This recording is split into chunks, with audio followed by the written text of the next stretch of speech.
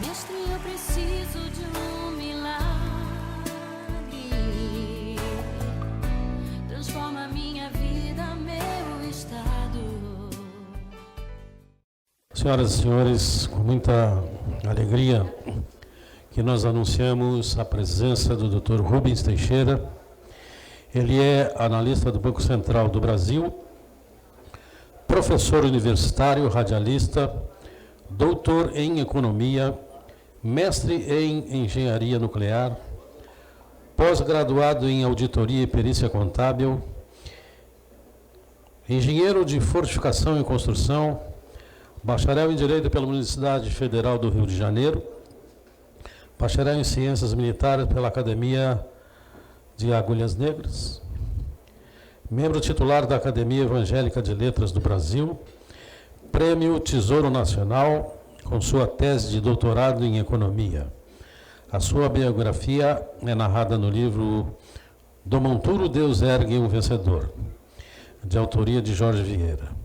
Escritor de sucesso com mais de 250 mil cópias do livro As 25 Leis Bíblicas do Sucesso. Então vamos receber o Dr. Rubens com muito carinho.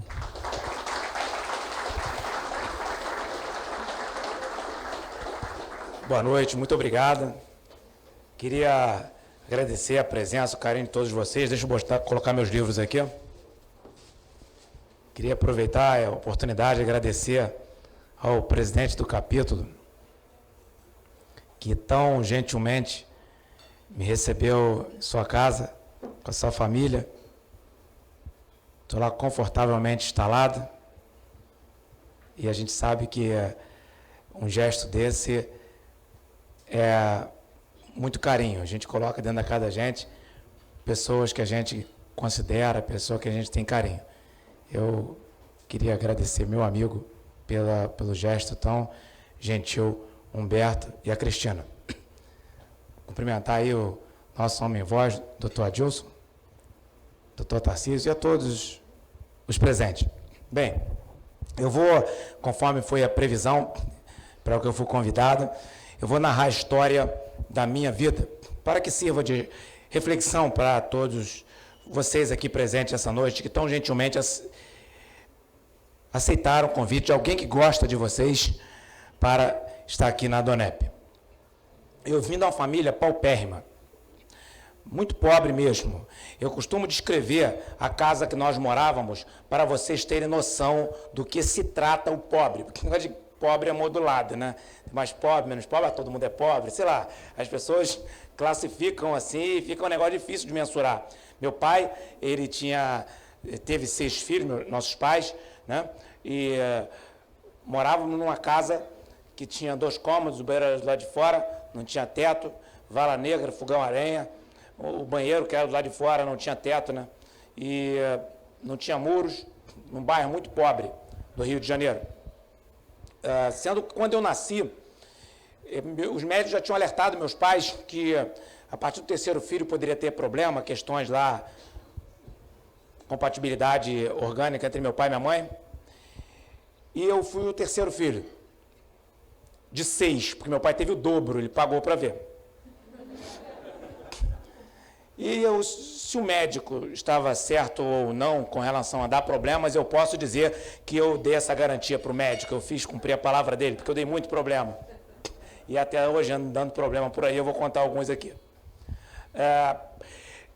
Eu tinha uma saúde muito frágil quando eu nasci. Eu não tenho foto da minha infância quando eu era bebê. A foto mais antiga que eu tenho, eu tinha 6 anos de idade. Mas uma tia minha falou para minha mãe o seguinte, quando eu nasci: Darcy, onde é que você arrumou esse garoto tão feio? A minha avó, por parte de pai, era de origem alemã e o nome dela era Argentina. E a minha avó, por parte de mãe, o nome dela era Malvina. Muito embora isso pareça uma piada, é uma verdade. E o que acontece? Eu tive muitos problemas de saúde na infância. Eu tive muitas infecções e eu tinha que tomar muitos remédios muito antibiótico e minha dentição toda era preta na primeira dentição. Diziam que era por causa de muito antibiótico que eu tomava. Eu tive febres muito altas. Por exemplo, eu tive 42 graus de febre e os médicos tiveram que jogar água gelada tirado de dentro da geladeira como um artifício extremo para conter a febre de 42 graus. Uma vez, quando eu era criança, eu tinha 2 anos de idade, não era um bebê, a minha prima de 12 anos, porque pobre é assim, uma criança toma conta da outra, e ela foi atravessar a rua comigo, viu um carro, ela me soltou na frente do carro. Eu poderia ter morrido da cabeçada que eu dei no paralelepípedo ou de atropelamento. Vocês estão percebendo que eu não morri. Mas eu fui socorrido todo roxo para o hospital. Então, daqui para frente, vocês vão ter um pouco de paciência, porque o meu cérebro foi submetido a 42 graus de temperatura e eu dei uma cabeçada na pedra. Então, vocês vão ser um pouco tolerantes comigo. E meus pais sempre foram pessoas que se dedicavam muito à família, pessoas espetaculares, como são até hoje, pessoas que se dedicaram a sua vida aos seus filhos. E eles eram muito pobres, mas eles acreditavam piamente em Deus. E quando eu tinha 7 anos de idade, as crianças da minha idade já sabiam ler, mais ou menos, daquele jeito que criança lê, e eles me incentivaram a ler a Bíblia. E com 9 anos de idade, eu já havia lido toda a Bíblia.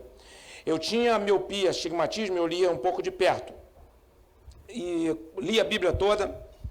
Fui descobrir que tinha miopia, astigmatismo com mais de 30 anos de idade, quando eu comecei a não conseguir ler placa de carro, de trânsito, trocar de faixa. Aí o pessoal percebeu que eu tinha problemas, aí eu percebi também, depois que alguém me alertou. Aí você vai perguntar, por que você não descobriu antes? Que eu, poxa, com 30 e poucos anos. Por quê? Porque eu achava que o mundo era opaco. Nunca tinha usado óculos.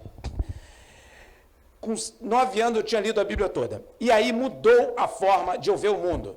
Alguém pode falar assim, como assim? Não, porque a Bíblia fala de um Deus que é extraordinário. E fala coisas muito profundas. Não vai dar para eu falar muitas coisas da Bíblia aqui. Mas eu posso afirmar para vocês que a Bíblia ela é extraordinária. Não tem como. Eu acho assim incrível quando algumas pessoas, e eu respeito quem ainda não teve a oportunidade de ler a Bíblia, não conhece a Bíblia, mas as pessoas fazem inferências sobre a Bíblia que elas não têm noção. É quase que irracional alguns comentários que fazem. A Bíblia é extraordinária em muitos aspectos. Para vocês terem uma ideia, o primeiro livro que eu escrevi foi o livro As 25 Leis Bíblicas de Sucesso, em companhia, em coautoria com o meu amigo, uma figura muito querida e muito conhecida, um juiz federal brilhante. Ele é campeão de produtividade na vara dele, na região do Tribunal Regional Federal da 2ª Região do Rio de Janeiro, que é o juiz federal William Douglas. O livro As 25 Leis Bíblicas de Sucesso é o primeiro livro que eu escrevi. E o primeiro livro que eu escrevi foi o primeiro colocado no Brasil, em diversos rankings, na categoria dele. Esse livro lançou na Letônia, país do leste europeu, antiga União Soviética, foi o primeiro colocado. Ele já lançou ou vai lançar em Portugal, Romênia, Hungria, Coreia do Sul, Argentina, México, Estados Unidos. O primeiro livro que eu escrevi, ele tem mais de 200 citações bíblicas e menos de 200 páginas. Virou um best-seller no Brasil, ele ainda está entre os mais vendidos. E está lançando em várias partes do mundo, em vários idiomas. Então, é um livro que, embora ele não tenha uma conotação religiosa, o ateu, o agnóstico, ele lê esse livro e ele não se sente confrontado, porque ele não diz a respeito da fé. Ele fala de leis bíblicas que são tão objetivas que você não precisa ter fé em nada para segui-las. Esse é o livro, As 25 Leis Bíblicas de Sucesso. É esse aqui. Aí depois desse, eu e William Douglas escrevemos esse aqui, Sociedade com Deus, que é um livro que são mais 25 leis, mas 25 leis que levam em conta o fator fé. E é um livro de administração e negócios. Então, vocês vão de convir comigo que eu creio bastante no que eu estou falando. E evidentemente que você não se preocupe, que você que não crê na Bíblia, que não conhece a Bíblia, ou que você, enfim, que você eventualmente é ateu, fica chateado comigo não, porque eu também não estou aqui para desagradar você. Eu só queria dizer que eu creio na Bíblia. Mas eu queria dizer também que eu escrevi esse livro aqui, ó, Desatando o Nó do Brasil, Propostas para Destravar a Economia e Travar a Corrupção, que são 3 autores. Um deles é ateu. E ninguém escreve um livro com uma pessoa se não for amigo dessa pessoa. E esse camarada é meu amigo. Então, se você é ateu, você pode ser meu amigo também, se você quiser, porque eu gostaria de ser seu amigo.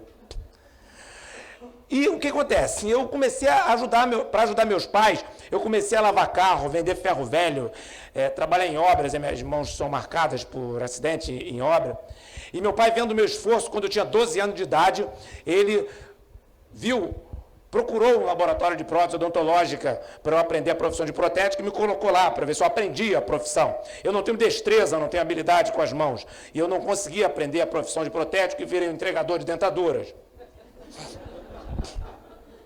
Quando eu tinha 14 anos de idade, eu tirei minha carteira de trabalho, esperando arrumar algum emprego, esperando que alguém me desse uma oportunidade. Uma vez até, talvez de tanto meu pai, que era ascensorista do prédio, pedir para alguém me dar uma oportunidade, uma vez eu arrumei um emprego que eu trabalhei só 3 dias. 3 dias depois eu fui demitido. Até hoje eu não sei nem porque eu fui contratado, nem porque eu fui demitido.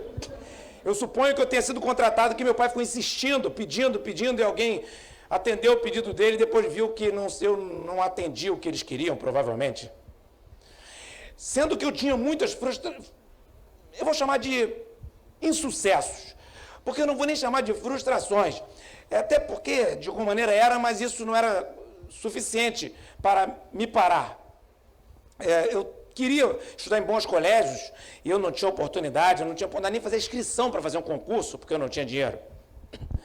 Sendo que quando eu tinha cerca de 15 anos de idade, meu irmão mais velho, o Paulo Teixeira, ele, depois de meus pais pagarem com muito esforço, preparo para ele passou no concurso para ser sargento do Exército e se formou sargento do Exército. Naquele ano que ele se formou sargento do Exército, eu fiz a inscrição para fazer prova para sargento da Aeronáutica. Eu me lembro que eram 3 provas, uma de matemática, uma de português e uma de química e física. A prova de química e física tinham 40 questões. E de múltipla escolha, A, B, C e D. Das 40 questões, eu acertei 4 de química e física. E eu fui verificar das 4 se eu sabia resolver alguma. E eu percebi que eu não sabia nenhuma delas. Eu acertei, foi no chute mesmo. Então era algo assim muito frustrante. Sendo que naquele ano meu irmão se formou, ele falou assim, eu vou pagar os seus estudos. Eu falei, ótimo, então agora é minha vez. Procurei o que seria o melhor colégio, um dos melhores colégios do Rio de Janeiro, um colégio muito caro. Chegando lá, o colégio não tinha nem muito interesse, teve uma certa resistência para receber minha matrícula, para eu fazer o 3º ano do ensino médio lá, porque então eu ia fazer o 3º ano do ensino médio. Receberam minha matrícula e fizeram uma prova lá, aplicaram uma prova que a gente chama lá no Rio de Janeiro de bolsão, que é uma prova para ver que desconto que a pessoa teria. Uns ganharam 100% de bolsa, outros 80%, 50%, 20%, 10%, e outros não ganhavam nada. Eu ganhei quanto? Lógico, eu não sabia nada, então eu não ganhei nada. Meu irmão pagou uma mensalidade muito cara, ele foi muito generoso comigo. E eu me lembro que aí nessa época eu arrumei um emprego de meio salário mínimo para pagar a passagem para eu ir para o colégio, eu andava com a bolsa cheia de livros, ia muito cedo para o colégio, dava 11 horas, assim, eu dava com uma fome terrível, mas eu não tinha dinheiro para o lanche, ficava com a fome, já não entendia mais nada.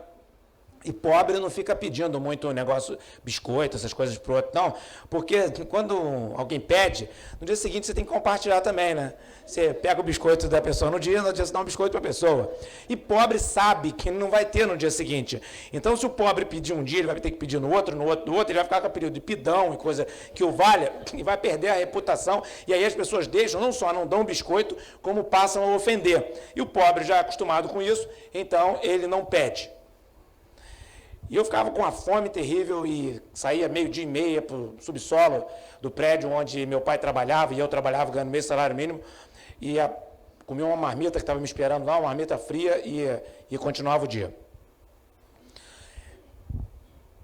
Eu me lembro que uma vez, numa das aulas, o diretor entrou na aula e me chamou a atenção duramente. E quando ele me chamou a atenção de uma forma muito ríspida, eu pensei assim, eu acho que eu fiz alguma coisa. Porque pobre sempre faz alguma coisa e ele se acha culpado, porque, enfim, de fato, é muito difícil a situação de quem vive na pobreza. A falta de consideração, muitas vezes, é enorme. E depois que o diretor saiu da sala, um colega olhou para mim e falou assim, por que as pessoas fazem isso com você? Você não fez nada. Mas por que as pessoas fizeram aquilo comigo? É porque pobre tem cara de pobre. O pobre, se a calça dele não denunciar, a camisa que denuncia, a meia, falta de meia, o cabelo, a cara dele diz que ele é pobre. E, infelizmente, o pobre, ele é identificado e muitas vezes ele é maltratado. Mas por que eu estou falando isso? Para as pessoas ficarem com pena de mim? Não, não faça isso, porque nem eu mesmo tenho pena de mim. Eu estou falando isso para mostrar que eu já sabia que a Bíblia inteira, de capa a capa, diz que Deus, ele protege o pobre, o órfão, a viúva, o necessitado. Ele, todo tipo de desvalido que confia em Deus, Deus o protege. Quando eu estou falando, embora eu tenha a oportunidade de palestrar em muitos lugares no Brasil, lugares de alto nível como este aqui, para empresários, para executivos, para intelectuais, eu palestro em outros lugares, como Dubai, cidades dos Estados Unidos, da Europa, já estive em Moscou e em vários outros países. Eu também entro em lugares extremamente carentes e pobres.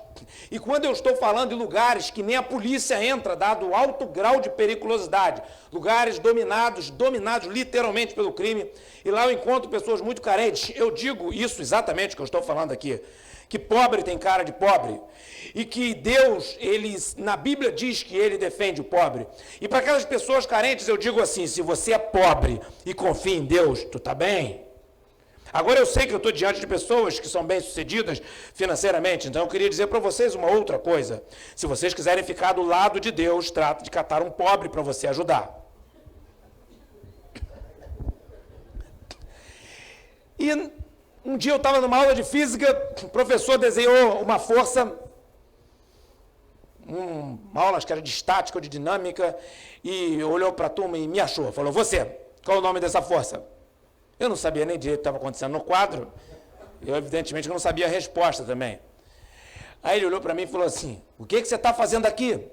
Você não vai passar em concurso algum, vai embora, pega o dinheiro que você está pagando aqui e vai comprar Mirabel, que era um biscoito wafer, que os adolescentes gostavam muito, vai embora, tu é um semi-idiota, tu não vai passar em concurso algum. E naquela altura, eu sabia que eu não estava entendendo nada e a diferença entre eu e um semi-idiota provavelmente era alguma coisa muito, quase que se confundia uma coisa com a outra. Porque eu não sabia nada. E eu fui para aquele lugar que eu trabalhava e fui falar para Deus, Deus, eu sabia que eu estava muito mal. Olha, gente, eu fazia exercício em casa, em folha de papel de pão. Era uma luta desproporcional, porque eu tinha errado praticamente a prova toda de Química e Física do concurso para sargento, no final de um ano, e no ano seguinte eu ia fazer prova para oficial. E na época em que eu era criança, quem governava o Brasil eram generais. Então, já que meu irmão ia pagar os meus estudos, onde é que eu mirei? Na Academia Militar das Agulhas Negras. Eu falei, é para lá que eu vou. Só que era um concurso mais difícil do que aquele que eu tinha ficado reprovado, errando quase a prova toda de Química e Física. E o que aconteceu? Eu fiz um bilhete para Deus, dizendo o seguinte, Deus, eu quero passar para a Academia Militar das Agulhas Negras. Eu sei que a minha capacidade, meu preparo é inferior ao de muitos, mas eu sei que ninguém tem uma sabedoria igual à tua. E eu botei isso num bilhete, perdi o bilhete, eu não tinha interesse que ninguém lesse um bilhete, porque as pessoas podiam ler o bilhete e achar que eu era um louco, então eu não queria discutir com as pessoas acerca do meu bilhete. Só que eu perdi esse bilhete, o bilhete foi achado, entregue ao meu pai, isso foi feito um quadro, que foi me dado no dia da minha formatura. E eu me lembro, chegando no final do ano, eu vi aquele diretor que havia me chamado a minha atenção, com uns papéis na mão, eu perguntei, o que é isso aí na sua mão? Ele falou assim, isso é concurso da prova de oficial do Corpo de Bombeiro. Por quê? Você passou? Ele foi até um pouco ríspido. Eu falei, se esse resultado estiver em ordem alfabética, procura meu nome lá pela última página. Rubens Teixeira da Silva, mas se estiver em ordem de classificação, pode olhar na primeira página. Ele já estava na primeira página, deu aquela olhada e estava lá o meu nome. Só que eu tinha colocado no bilhete que eu queria, bilhete para Deus, que eu queria ir para a mãe, uma oração por escrito que eu fiz. Essa oração está nesse livro aqui, ó. Tem um livro que conta a história da minha vida. Esse livro aqui conta a história da minha vida. Do Monturo Deus Ergue um Vencedor. Esse livro é muito forte. Ele não é de minha autoria. Ele traz detalhes, traz fotos, inclusive. Esse livro, outro dia, um rapaz estava lendo no metrô do Rio de Janeiro e começou a chorar alto. E as pessoas foram socorrê-lo. Ele falou, não, está tudo bem, eu só estou lendo esse livro. Portanto, se alguém comprar esse livro e for ler, cuidado para não ler no metrô.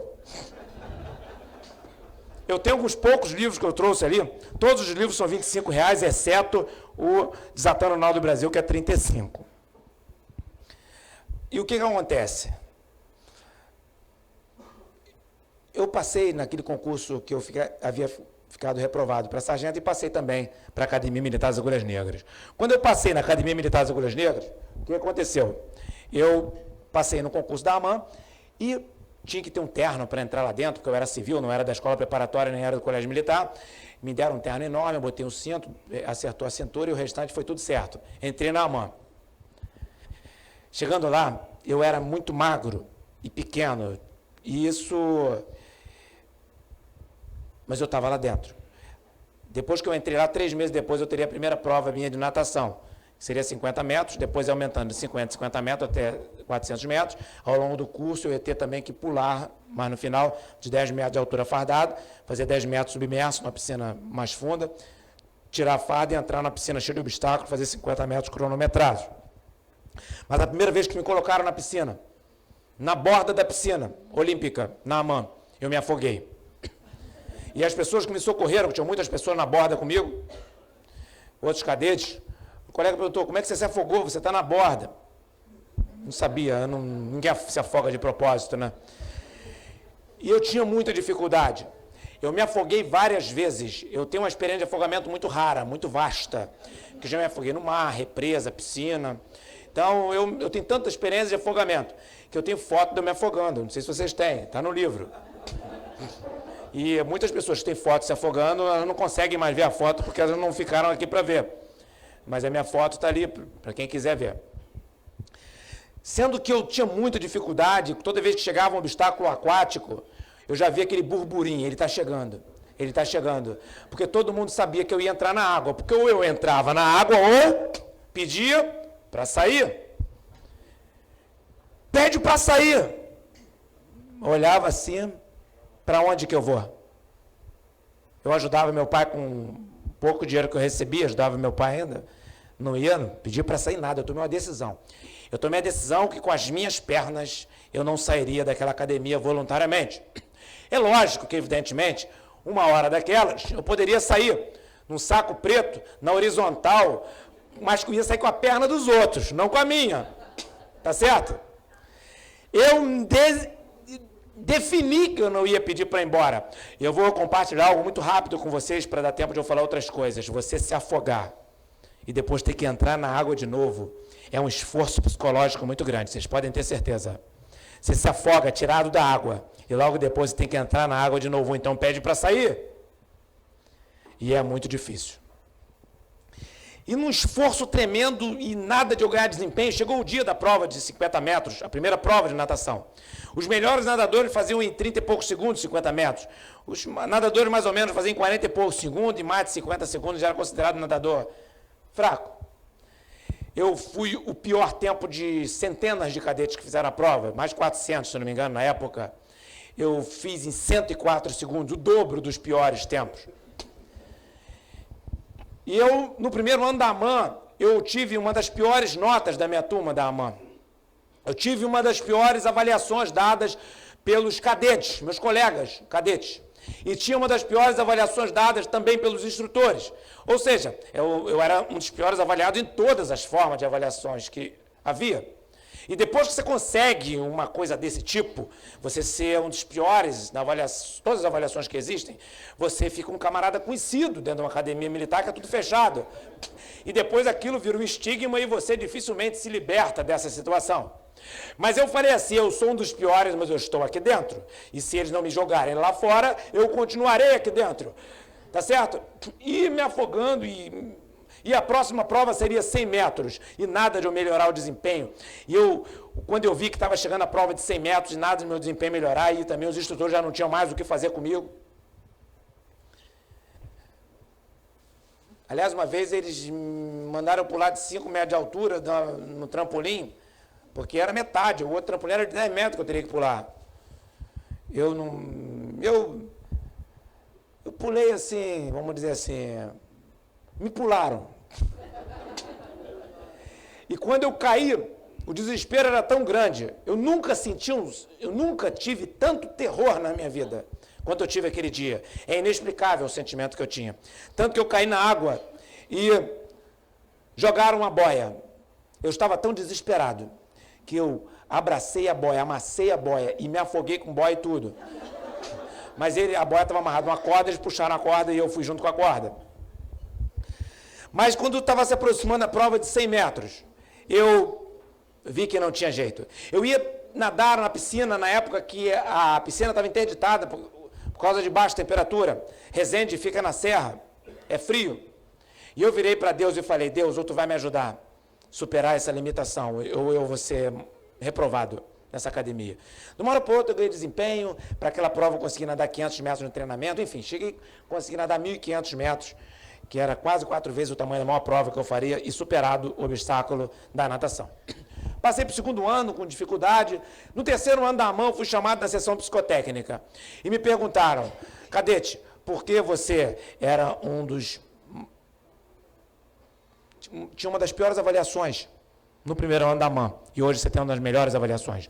Eu acabei a AMAN, terminei a AMAN no 4º ano com uma das melhores avaliações da minha turma. Fui indicado para ser instrutor da AMAN. E aí eu tinha um preparo físico muito bom, tal. Eu fui, por opção minha, para uma unidade muito operacional e muito perigosa. Quando eu cheguei no quartel, tinha uma tropa em forma, era o ano de 1992, eu perguntei para um capitão que estava comandando a tropa, capitão, essa tropa vai para onde? Ele falou, para a Iugoslávia. Ele estava vendo aquelas guerras da Iugoslávia, as pessoas que têm a faixa de 40 anos ou mais devem se lembrar, tinha muita matança lá, genocídio, alguns ditadores, inclusive, foram condenados atualmente pelo Tribunal de Haia, e a ONU ia mandar uma tropa para lá, e aí eu perguntei, essa tropa está indo para onde? Ele falou, para a Iugoslávia. Eu falei, eu posso dar meu nome para ir? Eu posso ir? Aí ele falou, você está brincando ou você está falando sério? Eu falei, estou falando sério. Ele falou, se alguém desistir, eu te chamo. Sendo que o Congresso Nacional, na época, vetou o envio de tropas, dado a violência que estava na região. Eu fui treinado para a guerra e eu não tinha problemas com isso, porque foi a profissão que eu escolhi. Eu era de infantaria. Fui para missões muito perigosas, aliás, toda vez que tinha uma missão perigosa, eu meio que me oferecia para ir. E de uma hora para outra um colega foi transferido às pressas do quartel e eu fui colocado na função dele. Eu fui trabalhar com um capitão, que o capitão tinha um comportamento muito suspeito. E eu comecei a ser ameaçado, eu comecei a combater algumas coisas erradas que eu via. E eu comecei a ser ameaçado e esse capitão também me ameaçou um dia. Ele me ameaçou com uma pistola que estava na cintura, no bolso dele. E engraçado que o dia que ele me ameaçou, também estava com uma pistola também. Quer dizer, eu até falei para ele, eu também estou com uma aqui, mas eu não preciso dela para conversar com o senhor. Eu era tenente. E eu fiquei numa situação muito difícil. E eu tive que enfrentar essa pressão toda, correr risco. Recentemente eu estava falando isso no quartel-general da Polícia Militar do Estado do Rio de Janeiro, e quando eu saí, um cidadão fardado, todo de preto, veio atrás de mim e falou assim, doutor Rubens, está lembrado de mim? Eu falei, estou lembrado de você. Você é o fulano de tal. Você serviu comigo no ano de 1992. Lembra que eu tive que sair do quartel às pressas? Eu falei, lembro. Não, eu fui transferido às pressas, lembro. E você foi para minha função? Eu falei, eu estou lembrado. E o capitão que te ameaçou, me ameaçou também, você sabia? Eu falei, não. Eu saí da função e você assumiu a minha função porque ele disse que ia me matar. E ninguém te contou nada, só eu e o comandante sabíamos disso e ninguém te contou nada. Ou seja, eu fui sentar numa cadeira de um cara que tinha saído às pressas porque tinha sido ameaçado de morte. E eu enfrentei esse camarada. Esse camarada, para mostrar que não estava brincando, infelizmente, mandou matar o meu colega depois, também tenente. Meu colega foi assassinado cheio de tiros na cabeça. E eu, antes disso acontecer com o meu colega, ninguém acreditava no que eu estava falando. E o que aconteceu? Eu fiquei sob forte pressão.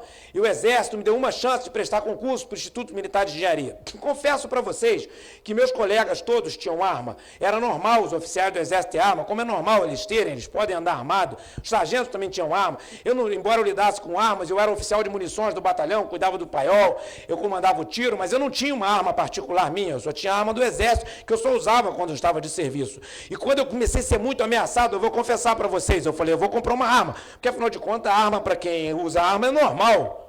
Né? Uma pistola é uma arma muito simples, se comparado a quem usa metralhadora, canhões e tudo mais.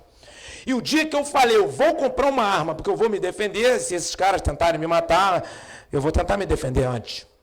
É como se um raio do céu viesse no meu cérebro e falasse, se você comprar arma, você vai estar abrindo mão da segurança que está na Bíblia, que vem do céu. Confesso para vocês que eu fiquei com muito medo, mas eu tive que fazer uma escolha. Entre morrer confiando em Deus e viver sem confiar nele, eu preferi correr o risco de morrer confiando em Deus. Só que debaixo de forte pressão, eu tinha que dormir no quartel armadilhando a porta para que alguém entrasse e eu visse, para que ninguém me surpreendesse na cama, dormindo, e eu tentasse me defender em alguma eventualidade. Debaixo de forte estresse, eu fiquei doente. Mas o Exército me deu uma chance de prestar concurso para o Instituto Militar de Engenharia. Eu me lembro que eu fiz a prova, já estava sem condições de estudar, eu estava sob efeito de remédio, a prova é discursiva, com folhas numeradas, eu resolvi questão em folha errada, eu devo ter perdido ponto por causa disso, mas eu passei e fui o 7º colocado. E como primeiro tenente de infantaria, eu fui transferido e fui fazer engenharia no Instituto Militar de Engenharia. E fiquei mais tranquilo. Lá no IME, no início do IME eu me casei, e aí fui fazer o curso, um curso bastante puxado, mas até então era muito mais tranquilo para mim do que ser ameaçado de morte e viver o risco que eu estava vivendo. No final do curso do IME, eu fui promovido a capitão e fui transferido para a região norte do Brasil. Eu fui chefiar a seção técnica do 7º Batalhão de Engenharia de Construção, fui cuidar de rodovias na região norte do país, obras civis, e eu estava muito feliz, é uma oportunidade maravilhosa. E minha esposa estava grávida. E chegando lá, a minha esposa teve pré-eclâmpsia grave. E meu filho nasceu numa situação de emergência, no parto de emergência, e minha esposa e meu filho ficaram muito mal. A médica que atendeu minha esposa começou a dar remédio errado e prejudicou a saúde dela e do meu filho, que ela estava amamentando. No meio dessa confusão toda, eu fiz inscrição para fazer concurso para analista do Banco Central do Brasil. Tem um concurso que caía administração, direito, contabilidade, economia, finanças. Não era a matéria que eu dominava, embora quando eu estava no Rio de Janeiro eu tinha estudado um pouco a matéria, mas na região norte do Brasil, no Acre, não tinha. É difícil um candidato de lá passar, porque não tem cursos preparatórios, como tem nas regiões com maior infraestrutura. Mas eu fiz o concurso sobre condições muito adversas. No dia da prova, eu dormi 2h30, e eram 2 blocos de prova. Eu me lembro que eu fiz uma oração para Deus o seguinte: Deus, eu acho que tu fechaste a porta, tu permitiste toda essa dificuldade para eu não estudar para o concurso e para eu não passar nessa prova, que provavelmente tu queres que eu fique no Exército. Então, se eu não passar, vou entender que tu fechaste a porta, que conforme a tua palavra diz, tu és o Deus que abre porta e ninguém fecha, e fecha e ninguém abre. Agora eu só vou passar nessa prova se a tua mão estiver sobre mim. Eu fiz o concurso e eu passei. Eu passei um concurso nacional e fiquei na dúvida se eu tomava posse no Banco Central. Gostava muito do Exército. Eu fui para o Exército por ideal. Eu achava que eu ia ajudar o país sendo do Exército, porque quando eu era criança, quem governava o país eram generais e o Exército tinha, e até hoje ainda tem muita influência na vida nacional, e eu achava que ia ajudar o país. E eu olhei para o Banco Central, embora eu tenha passado no concurso, eu não confesso que eu não tinha muita motivação de tomar posse. Até que um colega meu disse assim para mim: não, mas o Banco Central mexe com a economia, você pode ajudar o país. Afinal de contas, as pessoas fazem guerra por causa de economia. Então, eu acho que você pode ajudar o país também. Eu falei: bom, então eu acho que eu vou para lá. Aí fui para o Banco Central. Deixei o serviço ativo do Exército, fui para a reserva e fui para o Banco Central. Chegando no Banco Central, o mundo estava passando uma crise muito severa e a taxa de juros chegou a 49%, mais de 49%, a taxa Selic. E eu comecei a achar que algumas decisões não eram as melhores decisões, só que eu não tinha um curso de economia. Os colegas brincavam, faziam piada comigo. Dá uma ideia para o presidente do Banco Central, diziam eles. Fala para o ministro da Fazenda, dá a sua ideia para ele, mas de ironia. E eu sempre com ideias assim que eu achava que tinham que tomar decisões que ajudavam, de fato, o Brasil. E aí eu pedi para ir para o Rio de Janeiro, me deixaram ir, eu acabei parando num cubículo. Botaram no cubículo, não sabia se era dia, se era noite, um lugar empoeirado. E lá onde, naquele cubículo, eu já estava até meio desanimado, eu fiz vestibular para Direito. E eu nunca tinha feito vestibular para nenhuma universidade até então, porque eu só tinha feito concursos militares. Então eu achei que eu não tinha passado, deixei para lá, um ano depois eu descobri que eu passei e perdi a vaga na Universidade Federal do Rio de Janeiro. Mas nesse intervalo, o que acontece? Um colega do Exército me chamou para fazer mestrado em engenharia nuclear. E eu era do Banco Central, fiquei meio constrangido, porque o Banco Central não ia gostar, assim, com a afinidade que tem engenharia nuclear com o Banco Central. E eu fui fazer o mestrado trabalhando, estudando, ali. Na época do mestrado, eu fui convidado para ir para o gabinete do presidente da República e para trabalhar no gabinete de Ciência e Tecnologia para trabalhar no mapa radiométrico do Brasil. Na ocasião, eu, preocupado que o Banco Central poderia me recriminar, porque é uma área que não tinha nada a ver com o Banco Central, eu declinei do convite. Quando teve o acidente nuclear do Japão, eu estive na Globo, no Faustão, depois de eles insistirem bastante, porque eu era diretor de uma empresa de petróleo, eu achava que eu não deveria ir, e eu tive no Faustão, quem quiser assistir essa entrevista, está na internet, se você botar Rubens Teixeira Faustão, você vai assistir, no momento do acidente nuclear, que tinha uma crise nacional e internacional com a área nuclear, eu tirei dúvidas acerca dos riscos nucleares no Brasil e no exterior. Então, no meu site, que tem minhas redes sociais, que é rubensteixeira.com.br, você pode procurar essa entrevista ou através das minhas redes sociais você encontra também. E o que aconteceu? Terminei o mestrado de engenharia nuclear, eu também fiz uma pós-graduação em auditoria e perícia contábil, para dizer para o Banco Central que eu tinha também afeição pela área contábil, portanto, eu não estava tão distante dos interesses do Banco Central. Mas quando eu terminei esses dois cursos, o Banco Central não valorizou muito, não deu muita importância, e aí eu fiquei chateado. Aí eu falei, já sei, vou fazer Direito. Aí fui lá, fiz vestibular de novo, aí passei de novo. Fui fazer vestibular, Direito na Universidade Federal do Rio de Janeiro. E aí eu pensei o seguinte, eu já sei o que eu vou fazer. Eu vou, depois que eu terminar Direito, eu vou para o Ministério Público, uma magistratura, e vou ajudar a lutar pelo país, porque daqui eu estou vendo que eu não vou conseguir fazer nada. E comecei a estudar e todo empolgado. Falei, agora ninguém me segura mais. Eu vou fazer Direito e depois vou para a área jurídica. Só que aconteceu inusitado. Eu estava no primeiro ano do curso de Direito na Universidade Federal do Rio de Janeiro e eu recebi um e-mail no Banco Central por volta de meio-dia de uma sexta-feira, dizendo, estão abertas as inscrições para fazer doutorado em Economia na Universidade Federal Fluminense. Eu não tinha um curso de Economia sequer, eu não tinha graduação nem mestrado em Economia. Era uma sexta-feira por volta de meio-dia. As inscrições para esse concurso de doutorados encerravam naquela sexta-feira, ou seja, eu tinha algumas horas para fazer a inscrição, que era na outra cidade, ao lado da cidade do Rio de Janeiro, que é a cidade de Niterói, onde fica a Universidade Federal Fluminense. E a prova seria na segunda-feira, uma prova oral. Eu li aquele e-mail, vi que não dava tempo e deixei para lá. Sendo que a pessoa que mandou o e-mail foi na minha sala e falou assim, viu o e-mail que eu te mandei? Eu falei, do concurso para doutorado em Economia na UF, e que as inscrições encerram hoje e a prova é segunda-feira, é esse? Ah, sim, é esse mesmo. Aí eu pensei que você ia se interessar, a pessoa falou. Aí eu olhei para a pessoa e falei, eu acho que então eu vou me interessar. Me interessei. Aí eu sentei na frente do computador e 1h30, mais ou menos, 2 horas, eu preparei um texto que eu chamei de projeto de tese. Tese de doutorado, uma pesquisa inédita, que você vê o que está sendo falado no mais alto nível, no estado da arte do conhecimento no mundo, e a partir dali você faz uma proposta de pesquisa para defender uma tese de doutorado. Isso é uma tese de doutorado. Portanto, você não consegue fazer um projeto de tese de 1h30, 2 horas, sem ter estudado antes. Isso não existe. Mas eu tinha algumas horas para fazer a inscrição. Preparei aquele documento de 3 páginas, espaço duplo para ficar maior, juntei minha documentação, 7 horas da noite, cheguei na universidade, tinha uma senhora da limpeza lá, e falou assim, olha, porque eu liguei antes dizendo que ia para lá, o diretor falou que se você chegasse aqui era para abrir a porta da sala dele e botar sua documentação em cima da mesa e você poderia vir fazer a prova segunda-feira pela manhã. Então uma senhora da limpeza aceitou a minha inscrição do doutorado. Eu tenho certeza que o trabalho dela é valiosíssimo, ela foi muito querida, muito importante para mim, mas de fato não era a missão principal dela, mas ela aceitou a minha inscrição lá, botou na mesa, e eu na segunda-feira, eu tinha sábado e domingo, para dar uma olhada na matéria. Vocês acham que faria diferença? 2 dias, eu não tinha feito graduação nem mestrado, para fazer um concurso para doutorado, vocês acham que faria diferença? Não, concorda? E foi exatamente por isso que eu não estudei. Segunda-feira de manhã, eu fui fazer a prova. E eu cheguei na sala onde estavam os candidatos, a prova era oral, e tinha uma sala onde estavam os avaliadores, e eu vi os candidatos, um falando para o outro. Eu fiz economia não sei aonde, eu fiz mestrado, não sei, economia não sei qual universidade, eu publiquei artigos, não sei em qual revista científica da área econômica, e eu olhando para a cara deles assim, eu falei assim, esse povo está me insultando, porque se eu abrir minha boca aqui, vão dizer que eu entrei na sala errada.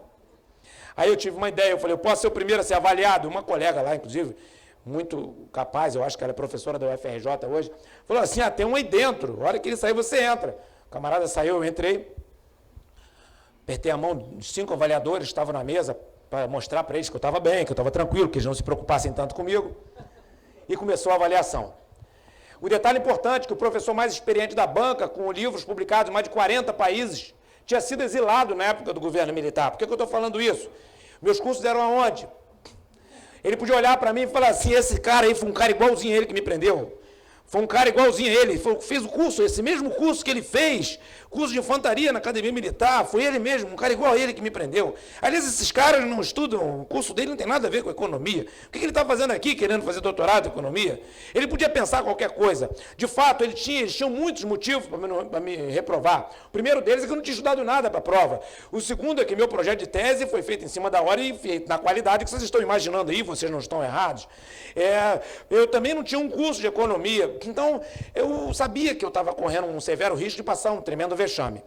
Mas, no meio da prova, o presidente da banca olhou para a minha cara e falou assim, ô Rubens, me responde uma coisa, você acabou de falar isso aí, mas no seu projeto de tese está escrito o contrário. Como é que você fala uma coisa e escreve outra?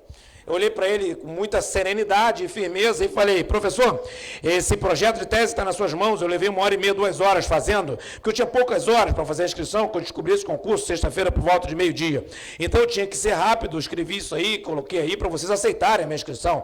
Mas faz o seguinte, desconsidera isso aí, vale o que eu estou falando.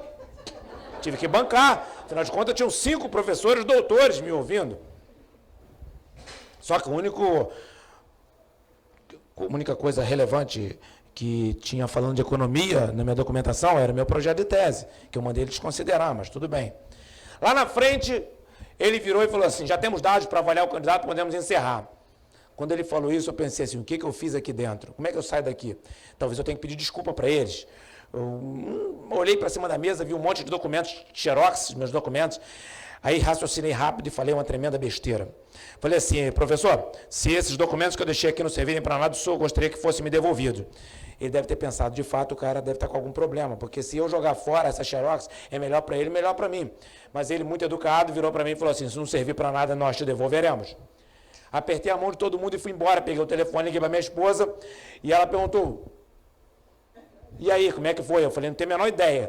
Talvez eles acharam que é um gênio da lâmpada em cima da mesa e ficaram me apreciando e tal. Ou então acharam que eu esqueci de tomar um remédio e fugi do médico, do manicômio. E na hora que eu estava falando com um, o outro daqui piscava e falava, não contraria não, porque senão esse cara vai me dar um soco, vai me dar uma cadeirada. Eu não sei o que ele pode ter pensado, o que eles pensaram a meu respeito. Eu não tinha a menor ideia. É difícil, vocês concordam que é difícil avaliar o que aconteceu ali, o que eles pensaram? Eu não sei. Só que saiu o resultado, 5 candidatos foram aprovados e, segundo a banca, não existia hierarquia entre eles, portanto, não tinha primeiro e nem quinto, eram todos igualmente aprovados. E 3 ganharam direito de repescagem, que poderiam cumprir alguns requisitos e, se aprovados, poderiam se matricular só no período seguinte no curso de doutorado. Os 5 não, estavam prontos para iniciar imediatamente o curso. Vocês acreditam que eu estava entre os 5 prontinhos para começar o curso e a professora da própria universidade, com graduação e mestrado em economia, ficou na repescagem? Olha, eu poderia dizer para vocês um monte de coisas e até dizer, de fato, coisas que pudessem ficar muito, assim, bem para mim na fita, mas eu queria dizer o que eu acho disso. Eu não sei o que vocês acham, mas eu vou dizer o que eu acho, porque eu que pisei na brasa e eu sei onde eu enfiei meu pé. Tá certo? Eu tenho certeza que isso aconteceu por uma coisa transcendental, algo divino, algo que Deus quis que acontecesse. Tá certo? Você fala assim, mas Deus fica brincando? Deus não brinca com nada. Deus não é um brincalhão. Ele não é alguém que faz as coisas porque ele gosta de dar show. Deus tem um propósito em cada coisa que ele faz. E ele tirou a minha vida da minha rota, da rota que eu previ um monte de vezes. A minha turma no exército é coronel, está indo para a reserva. E Deus me tirou de lá por um plano dele, porque o meu plano foi ir para lá. Ele deixou ir, me arrisquei minha vida um monte de vezes e me tirou de lá. Então agora ele sabe o que ele vai fazer, porque já não é mais problema meu. Tá certo? E aí, o que acontece? Eu fui para o doutorado, eu falei, agora já sei. Eu vou fazer um concurso dentro do Banco Central, vou fazer, se eu passando nessa prova, eu vou ganhar uma licença, vou fazer não só o direito, o doutorado em economia, eu vou fazer o direito também ao mesmo tempo, vou voltar doutor em economia, vou ser um camarada que vou ir para o departamento de pesquisa no Banco Central e vou propor políticas econômicas para o Brasil. Ótimo, planejamento bem feito. Fiz o concurso e passei. Mas na época a diretoria do Banco Central me vetou, a mim e mais 4 que iam fazer curso de doutorado ou mestrado em economia na Unicamp e na Universidade Federal Fluminense. Nós cumpríamos todos os requisitos, mas a diretoria do Banco Central arbitrariamente nos vetou. E a diretoria era presidida pelo então presidente do Banco Central, atual ministro da Fazenda. E aí eu fui em Brasília resolver um problema e um senador virou para mim e de uma maneira assim muito até gentil, mas um pouco irônica, porque ele queria fazer uma provocação e esperava que eu fosse e desse uma resposta para dialogar com ele sobre o assunto. Ele virou e falou assim, e aquela política monetária do Banco Central? Eu falei, o senhor gosta de falar disso, é? Está aqui o documento do Banco Central, que mostra que eu cumpro todos os requisitos. E aí esse senador, que hoje ganhou a Prefeitura do Rio de Janeiro, Marcelo Crivella, ele fez uma denúncia no Senado Federal e convocou o presidente do Banco Central a se explicar. Na ocasião, aí o Banco Central chamou as pessoas que estavam nessa situação, que eram 5 no Brasil inteiro, e acho que negociou uma licença com cada um e mandaram um recado que o diretor queria falar comigo. Aí eu falei assim, é evidente que o diretor me convocando, eu vou atender a convocação dele, porque ele é diretor, mas se ele quiser conversar comigo sobre meu doutorado, meu assunto de doutorado é um assunto muito pequeno. O assunto principal é por que eles tomam medidas para doutrinar os doutores do Banco Central para que todos falem a mesma coisa. Aí me sugeriram que eu fosse para algumas universidades, eu pedi só 2 anos para terminar meu doutorado, e eles me falaram, você poderia ganhar 4 anos se você fosse para a universidade tal. Eu falei, não quero, quero terminar nessa. E aí o Banco Central veio a público e disse o seguinte, nós não liberamos, o servidor Rubens Teixeira da Silva não foi liberado para fazer doutorado na Universidade Federal Fluminense, porque a Universidade Federal Fluminense é mediana, embora era grau 5, que é grau ótimo da CAPES, que era o que o regulamento exigia. Dentro do Banco Central virei piada, porque aí eu comecei a fazer o doutorado em economia e trabalhando, estudando, mas eu fazia o direito ao mesmo tempo. Então, no Banco Central o pessoal falava, como é que você faz um doutorado em economia na UF, desmerecendo a Federal Fluminense, que também não é uma universidade ruim assim, igual eles estavam querendo dizer. Não era, grau 5, grau ótimo da CAPES. Mas você faz curso de doutorado trabalhando, estudando. Não dá para fazer um doutorado direito, não vai fazer uma tese relevante. Como é que você faz doutorado em economia trabalhando, estudando e não fez graduação nem mestrado na área? Não tem como você fazer um trabalho de qualidade. O quê? Você não tem foco, seus cursos são todos diferentes. E, aliás, você faz doutorado em economia, trabalhando, estudando, nunca fez nenhum curso na área, não fez nem graduação nem mestrado. E, além disso, você faz direito ao mesmo tempo. Não, você não vai fazer um bom curso, não. Não tem como. E virou... Eu já me referi ao meu doutorado já para atender a demanda deles, dizendo, meu doutorado de 2ª categoria, e fiz o curso trabalhando, estudando. Quando eu estava no final do curso, eu levando os 2 cursos ao mesmo tempo, eu estava na fase de defender meu exame de qualificação para defender a minha tese, eu tinha notas boas em todas as matérias, a professora que analisou o meu exame de qualificação escreveu o seguinte: o aluno não tem proficiência para fazer uma tese de doutorado. Ou seja, o Banco Central detonando a universidade e a professora me detonou.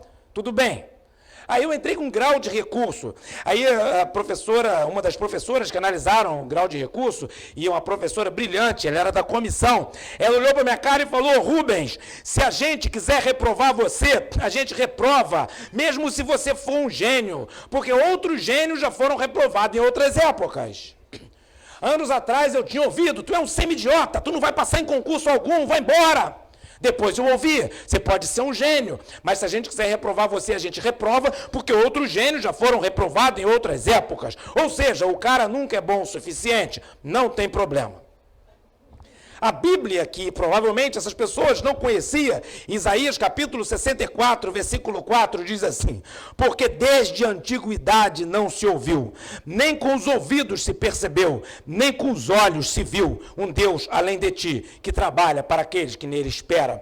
Quando você vê pela frente uma pessoa que espera em Deus, você olhe com muita cautela. Porque Deus, Ele atende, Ele é sensível à fé das pessoas. E o que acontece? Entrei com grau de recurso, passei de uma maneira bastante constrangedora, mas passei. Terminei meu doutorado em economia e o direito ao mesmo tempo. Eu terminei antes de 48 meses, que é o tempo mínimo para a universidade ser beneficiada pela CAPES. Eu não atrasei nenhuma matéria no curso de direito, nem no curso de doutorado em economia. E terminei no mesmo semestre, eu defendi minha tese de doutorado, defendi minha monografia de direito, ainda fiz prova para a OAB. Peguei artigos sobre minha tese, preparamos um artigo, eu e meu orientador, e mandamos para a revista Economia Aplicada da USP, porque eu esperava, se publicasse na revista Economia Aplicada da USP, que é uma revista científica nacional de economia, importante, se publicasse lá, ia ser o referendo ao meu trabalho por outros professores importantes. Mandei também artigos sobre minha tese para a revista Applied Economics, da Inglaterra, que é uma das revistas científicas da área econômica mais bem ranqueadas do mundo. Eu sabia que se fosse publicado nessa revista, lá na Inglaterra, e ia provavelmente fechar a boca de alguns arrogantes que ainda colocavam em xeque o meu trabalho.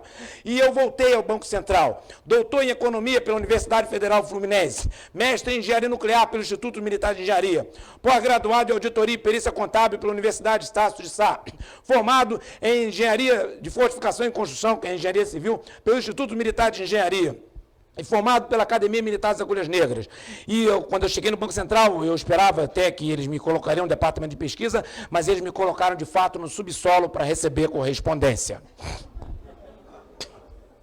Lá do subsolo, eu peguei minha monografia de direito, adaptei, inscrevi num concurso interno dentro do Banco Central. E também escrevi a minha tese de doutorado no que era. Eu preparei às pressas, de qualquer jeito, sem muito tempo para revisar, porque no Banco Central tem colegas que são formados em várias partes do mundo, e eles são muito capazes, muito preparados, têm revistas, têm softwares, eles têm um aparato muito bom, e não compartilhavam comigo, porque de fato eles tinham que ficar do lado da diretoria, eles tinham que dizer que meu curso era bom, eles tinham que me alijar do processo, e eles tinham que ficar fazendo... Então eu fiquei numa situação muito constrangedora, pouquíssimos colegas ficaram do meu lado. E o que aconteceu? E eu preparei o trabalho às pressas e mandei para a maior competição nacional de trabalho de economia, e eu tenho certeza que eu poderia ter feito melhor, mas eu não consegui, porque eu não tive tempo, não tive apoio, não tive condições sequer, eu estava já muito exausto também. Escrevi meu trabalho no Prêmio Tesouro Nacional, que é um concurso que é promovido pela Fundação Getúlio Vargas e Secretaria do Tesouro Nacional, que recebe, inclusive, trabalho do exterior e do Brasil, de técnicos do Banco Central, BNDES, Ministério da Fazenda, professores de Economia, Finanças, pessoal de bancos, pessoal de Secretaria de Fazenda, Ministério da Fazenda, ou seja, os medalhões do Brasil fazem suas propostas para a política econômica do Brasil. E eu mandei o meu trabalho. E saiu, e eu já tinha feito prova para a OAB, saiu o resultado da OAB, eu passei, saiu o resultado. O meu artigo foi aceito para publicação na revista Economia Aplicada da USP, saiu o resultado da Applied Economics na Inglaterra, o artigo foi aceito para publicação na Applied Economics na Inglaterra, saiu o resultado da competição que eu participei com a minha monografia de direito, ela foi premiada, e saiu o resultado do Prêmio Tesouro Nacional, que ali é a Olimpíada, a cereja do bolo. E o meu trabalho foi o único trabalho dentre os premiados, o único trabalho do Banco Central e o único trabalho da universidade. Quando isso aconteceu, aí eu já estava avisado em Brasília, pela mídia, dentro do Banco Central. Eu sei dizer que nessa confusão toda me nomearam para ser assessor da liderança do governo no Senado Federal. E aí, 7 dias depois, antes de eu tomar posse, eu fui nomeado diretor financeiro e administrativo da Transpetro. E, exatamente, é Transpetro mesmo, que vocês estão pensando aí.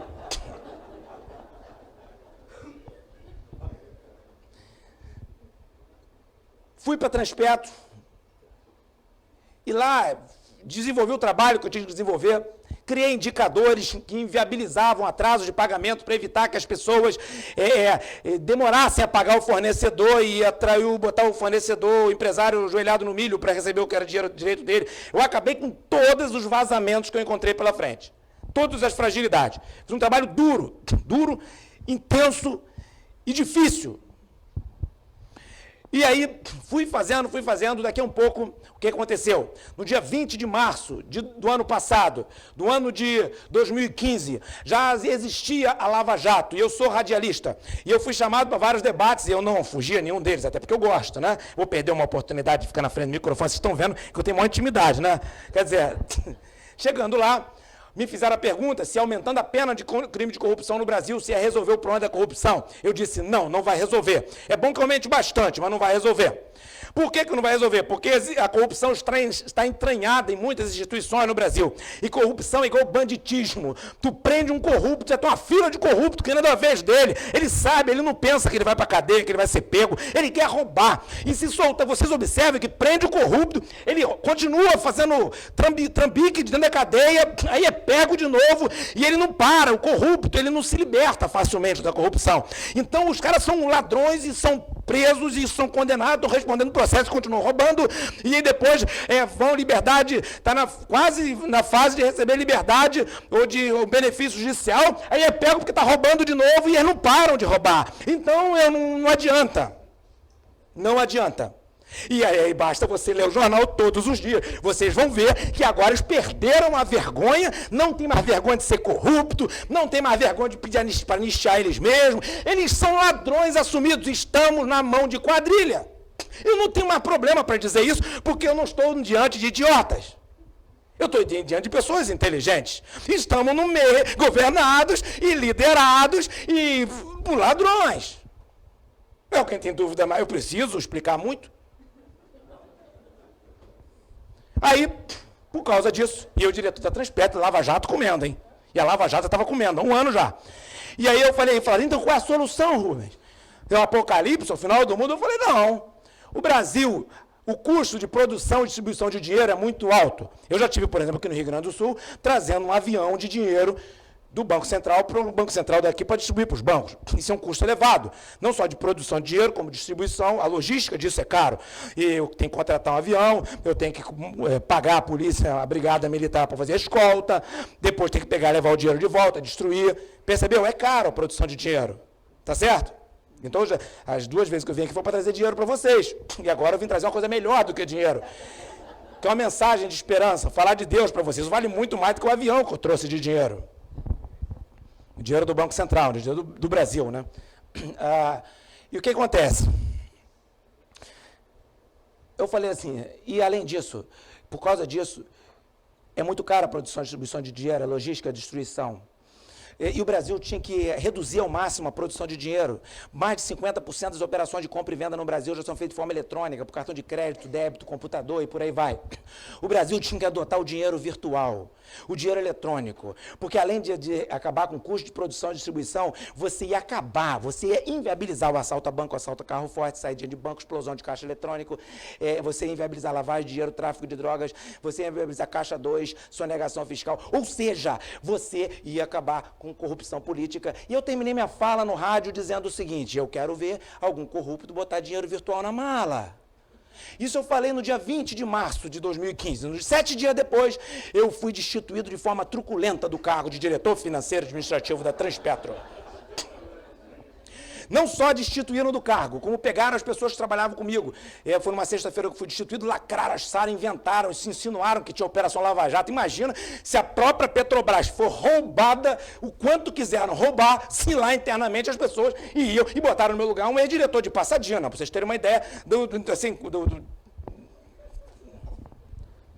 E o que acontece? Pegaram as pessoas que trabalhavam comigo, prenderam numa sala lacrada, que elas não tinham como sair, e pressionaram para arrancar informação a meu respeito. Pressionaram mesmo.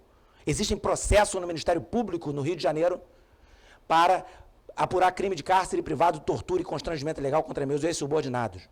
Existem ações trabalhistas em que eles estão ganhando. Fizeram isso dentro da Transpetro, no andar da diretoria da Transpetro. E aí, quando fizeram isso, aí já tinham vazado. A revista Época fez uma matéria botando a cara desse tamanho assim, ó.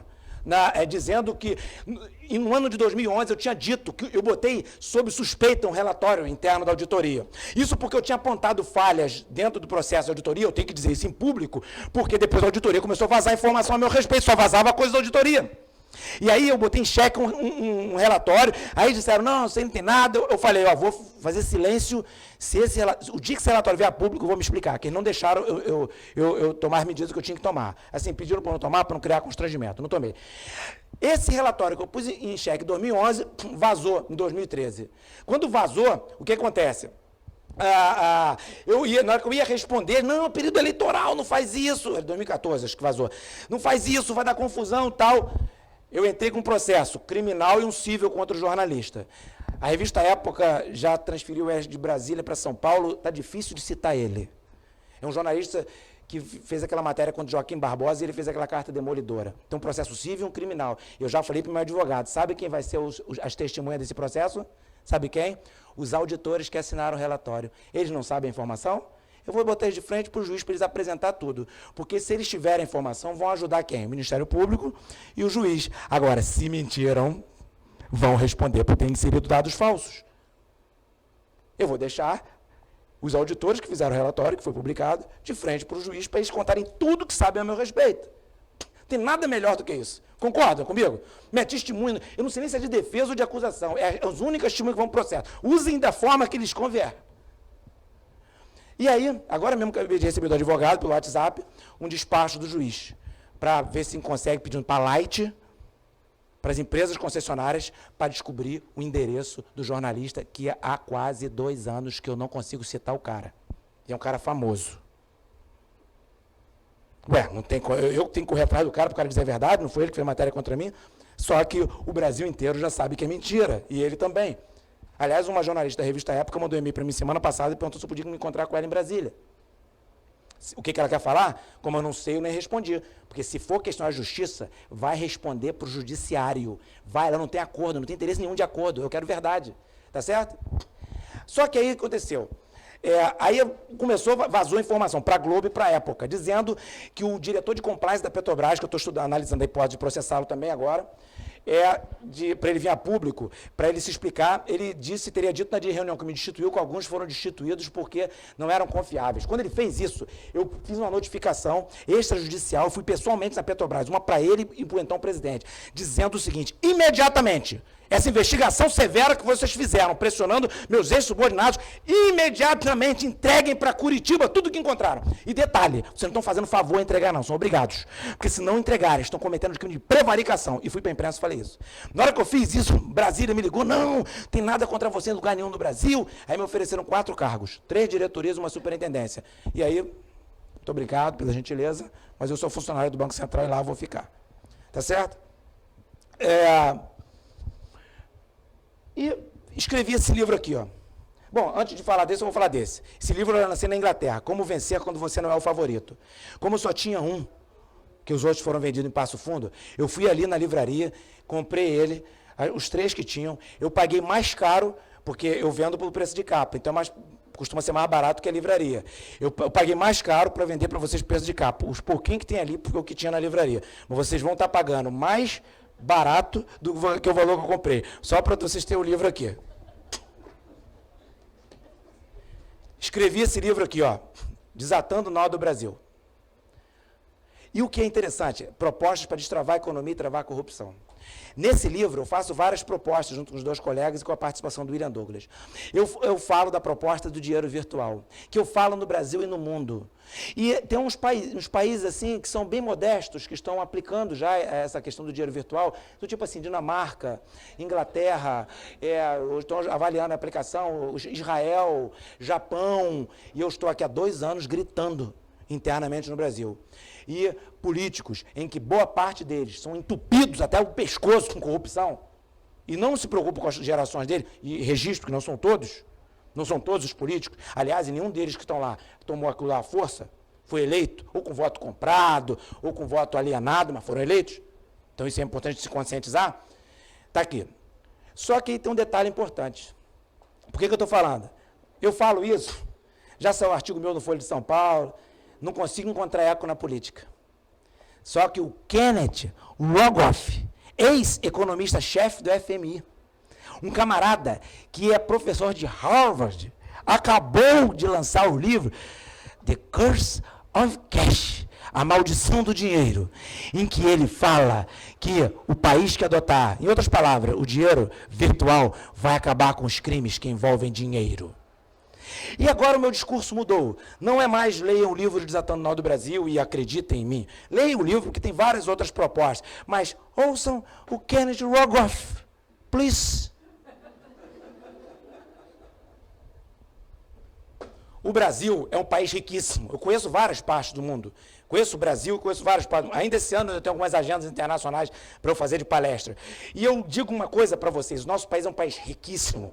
É um país que eu defendo lá nos Estados Unidos, na Europa. As pessoas falam para mim, sai de lá. O que você está fazendo lá? Não tem favor, né? Você acha que você vai ser alguém vai te dar atenção lá? Ninguém vai nem te ouvir. Eles não querem te ouvir. No Brasil, eles precisam de pessoas despreparadas para ser manipuladas, botar na administração pública. O Brasil é difícil, sai de lá. Mas Deus colocou um ideal no meu coração pelo meu país. E eu quero defender, tentar ajudar o meu país. E eu queria dizer para vocês que o nosso país tem jeito, é um país rico, é um país com um potencial enorme. Mas o nosso povo, não são os políticos que têm que mudar. Eles não precisam mudar nada. Quem tem que mudar é o povo. E político? Político está lá porque eles foram escolhidos, pô. Não adianta mudar eles. Tem que mudar a cabeça do povo. E eu digo para vocês, por que eu estou falando isso, que isso tem a ver com o final já no meu depoimento? É que é o seguinte, eu, da mesma forma que sei que Deus mudou a minha história, sei que Deus pode mudar a história de vocês, sei que Deus pode ajudar a resolver o problema da família de vocês, da empresa de vocês, do emprego de vocês, da situação da saúde de vocês, e Deus pode resolver o problema do meu país. Eu tenho muita esperança disso, eu tenho muita certeza disso, eu tenho muita fé disso. Eu sei que as pessoas não precisam acreditar no que eu falo e muito menos pensar como eu, mas eu queria deixar para que todos pudessem ouvir e que se aplicasse, que vocês refletissem sobre isso. Deus, eu não sou melhor do que ninguém, eu não sou melhor do que vocês, por exemplo, não existe isso. E se Deus cuida de mim, e eu que vivo no meio dessa truculência, dessa estupidez, de um país que eu fico falando sozinho em alguns casos, mas eu gosto de ficar falando sozinho, porque quanto mais sozinho eu falo, mais eu falo. Eu falo e eu me divirto falando sozinho. Vocês sabem por quê? Porque a verdade, ela é implacável. Eu já falei para algumas pessoas, se me matarem, a verdade é implacável, ela se bate. Ela vai se bater, ela vai se defender. Ela não vai deixar, a verdade não morre, ela é viva. E ela se bate. E se você está do lado da verdade, você está bem. Porque se você não tiver mais como defender o que você acredita, o que você defende, se defende. E eu vou agora, onde é que se arruma tanta esperança, tanta certeza? Aí é que eu vou falar, em Deus, através de Jesus Cristo. E eu vou fazer agora, para encerrar, uma oração por vocês. Eu vou fazer uma oração, olha, eu fechei o olho, isso aqui não é um ritual, não vou fazer nada demais, não vou fazer nada com vocês, eu estou de olho fechado para vocês verem que eu não estou olhando para vocês. Agora eu vou pedir uma outra coisa, agora vocês fechem de vocês. Eu só vou abrir o meu, depois que vocês vão abrir primeiro. Por que eu estou pedindo para vocês fecharem o olho? É para vocês não ficarem olhando para a cara do outro. Para mim pode olhar, já estão olhando o tempo todo mesmo. Mas não olhem um para a cara do outro. Eu vou fazer um momento de reflexão agora. Eu vou fazer uma oração em que eu vou reconhecer que eu, Rubens Teixeira, sou um pecador e que Jesus Cristo é meu. Jesus Cristo ele falou assim, eu sou o caminho, a verdade e a vida. Ninguém vem ao Pai, a Deus, senão por mim. Então eu vou reconhecer Jesus Cristo como meu Salvador e eu como pecador. Vou me arrepender dos meus pecados e vou convidar Jesus para entrar na minha vida. Eu vou fazer exatamente isso. Não tem nada além disso. E eu vou convidar você a fazer essa oração comigo. Eu vou fazer ela pausada e você me acompanha. Todos os presentes, se possível, em voz alta. Não se preocupe, eu não estou te olhando, não é um para ficar olhando para a cara do outro. Esquece, como se nós estivéssemos sozinhos agora diante de Deus. Vamos orar. Senhor, meu Deus e meu Pai. Muito obrigado pela minha vida. Muito obrigado pela minha família. Muito obrigado pela minha saúde. Muito obrigado por ter dado Jesus Cristo para morrer na cruz para me salvar.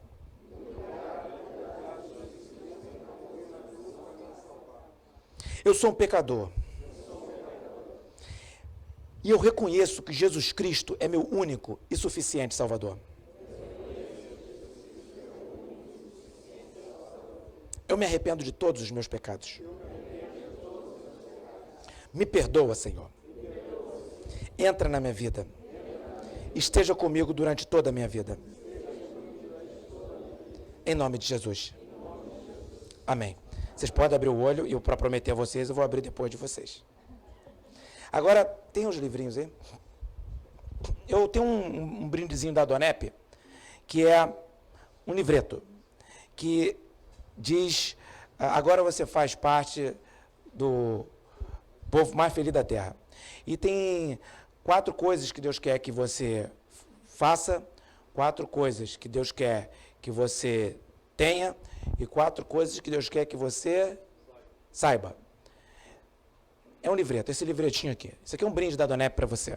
E eu vou chamar você aqui à frente para dar você que fez essa oração pela primeira vez, para receber esse livreto. Gente, não tem ritual nenhum. Eu não vou te entrevistar, eu não vou te perguntar nada, eu não vou ficar te segurando aqui, espera um pouquinho aqui. Você só vai pegar um livrinho ali com o nosso presidente, o Humberto, e vai apertar minha mão e vai sentar de volta. Você não precisa nem falar nada, se você não quiser. Eu vou só apertar sua mão. Tá? E quem fez essa oração pela primeira vez, vem aqui receber o livrinho. Pode vir aqui, só vai pegar com o Humberto aqui, o presidente do capítulo, tá? Queria só cumprimentar você, que Deus te abençoe, tá? Deus abençoe, meu irmão, tá? Aí.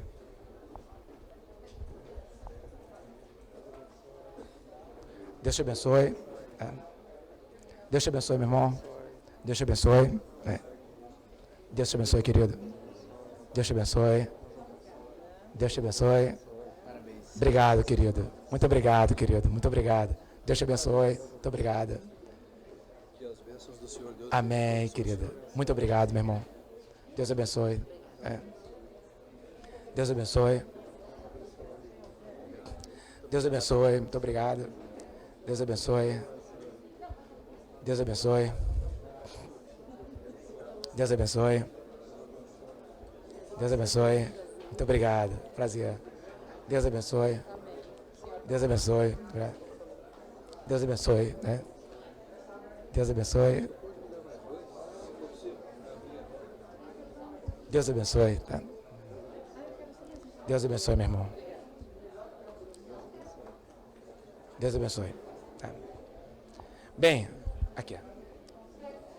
Bem, eu queria agradecer a todos vocês a presença, o carinho. Certamente quem convidou você gosta de você.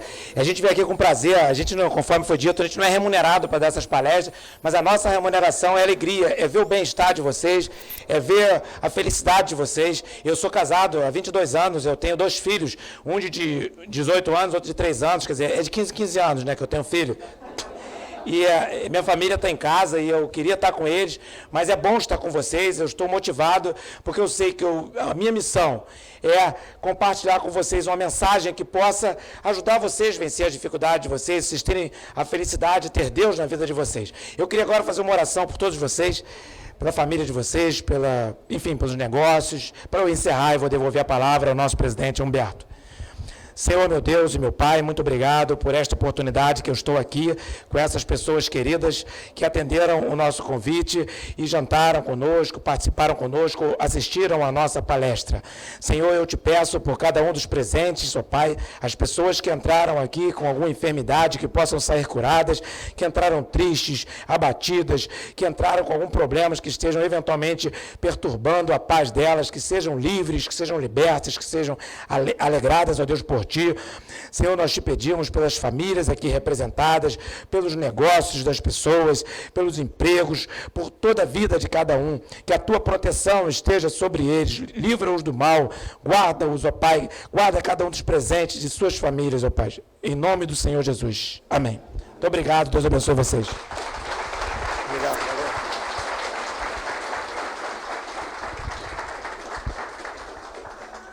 Queria agradecer o carinho do Rubens. A gente tem convivido lá em casa desde ontem que ele chegou em Porto Alegre. A gente foi buscar, ele esteve num jantar sábado à noite em Passo Fundo, veio do Rio de Janeiro, foi para Passo Fundo, veio de ônibus para cá, nós buscamos ele na rodoviária e tem sido muito agradável conviver, conhecer essa história. E aquilo que a gente falou, né, que a Donep fala de transformação. Se você está sendo afogado pela vida, você tem esperança. Era um cara que se afogava na beira da piscina, na borda da piscina.